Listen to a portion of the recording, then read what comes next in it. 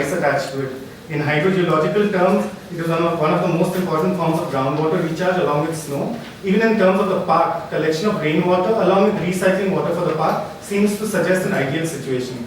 However, this is all a very long-term process that requires a very detailed kind of approach from various dimensions. So, our attempt was simply to kind of provoke a thought in this direction. Now, to come to the point of rhabdomancy, we became interested in this concept primarily as a metaphor for making the invisibility of water in our context, that is the city, and our consciousness more visible.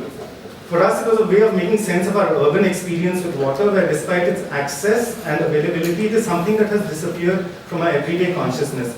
We were not looking at rhabdomancy in anthropological, scientific, or mystical terms the way it used to be. Rather, we were interested in how the idea inherent in this practice, that of searching for water, can be relived in our times or in our environment. In other words, it's not the objectivity or the history of the practice that we wanted to bring out, but more the symbolic that is buried in this gesture of searching and discovering water in our everyday consciousness. The traditional idea associated with rhabdomancy, like we just said, seems to be looking for something which is valuable. And we thought that, by animating the symbolism of this practice, could we pose a provocation to participate in the act of discovering a valuable resource like water once again for ourselves. So through an interaction with the rhabdoman, we try to look for the presence of water below the ground surface of the park. We'll just show you a short video of the interaction that we had with the rhabdoman.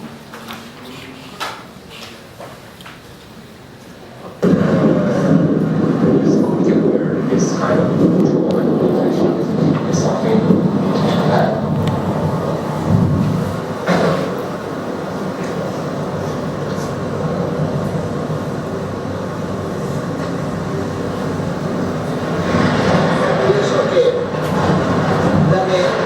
circa 4 metri di distanza c'è un'acqua del sottosuolo che è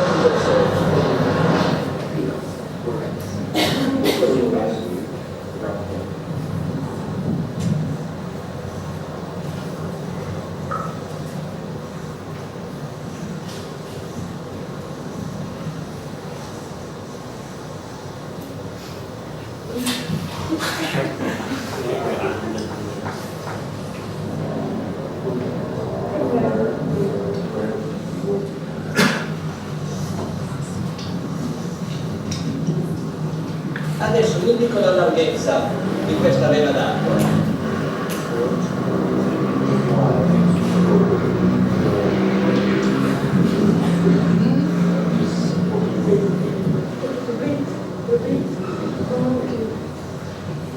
Ed è larga fino qui.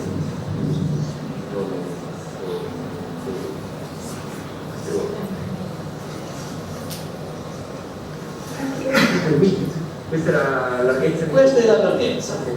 Questa è la larghezza della vena d'acqua che corre là. In posizione esattamente sul corso, tengo la forcella in mano e cammino. Siccome si abbassa vuol dire che l'acqua se ne va via. Questa si alza e vuol dire che l'acqua scorre verso di me. C'è il senso di scorrimento, qui si alza e qui si abbassa.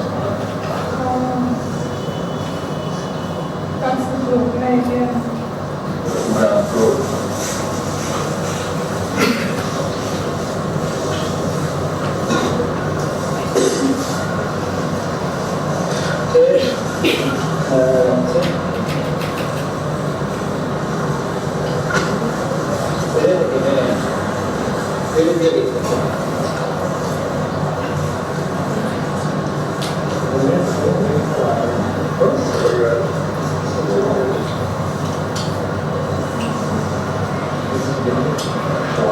Vedete, questa è la larghezza, sono notato che qui si allarga leggermente.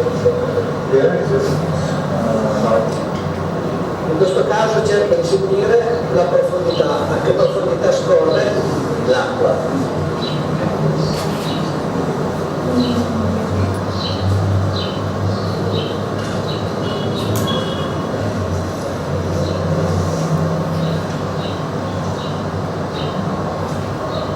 siano audici 12 metri di profondità.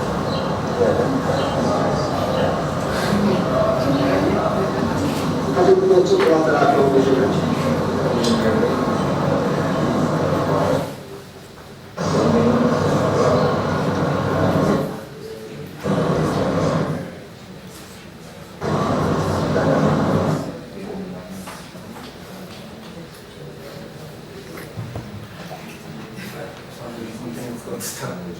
But I mean, in a nutshell, that was the kind of process. So I mean, that's what he kind of determined the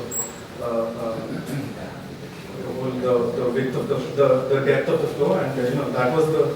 When we're talking about flow here, we should be careful. We're not talking about the groundwater here, which exists. We have this. We spoke to a couple of people in the urban centers.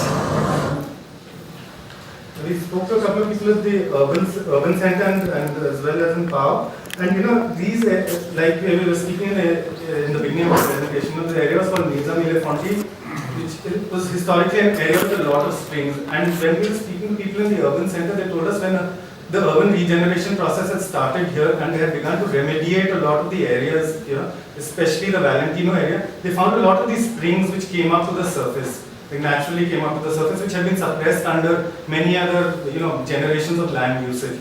So we are kind of looking at this as, this kind of flow of water, which is somewhere at a particular depth under the surface of the park, as being a kind of reference to that.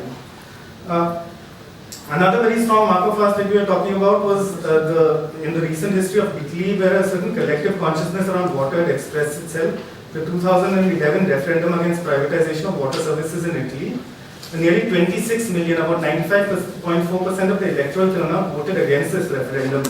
Now, this date became very significant for us to remember as a moment when people collectivized themselves against the notion of control of a resource, that is meant to be a common good for all.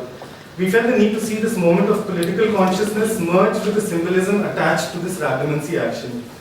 So taking from all these thoughts, we marked out the series of signs. We marked out these two tracts of flow which exist under the surface at Pau, based on this relevancy action, with hollow bamboo pipes, which are a kind of conduit, a meeting point between free rainwater that's coming from the sky and groundwater that's flowing under the surface. It's a constant kind of cyclical process. For us, bamboos are important markers of networks. In India, traditionally, they used to create water channeling and very centrally used in creating water irrigation systems, especially in a lot of the mountain areas in India. So marking these pipes with the date of the referendum, the day when people protested against the efforts to control their water, for us is an attempt to signify another kind of meeting point, an important way in which people collectivize themselves and give shape to a community action. The work is a kind of way of remembering or marking out a moment in the present with water, or the possibility of union of rain and water below the surface, and the past, a moment of collective action. That may just make us rethink and re-examine the essential value that water has in our lives. So we can go out and see the family signs. Okay.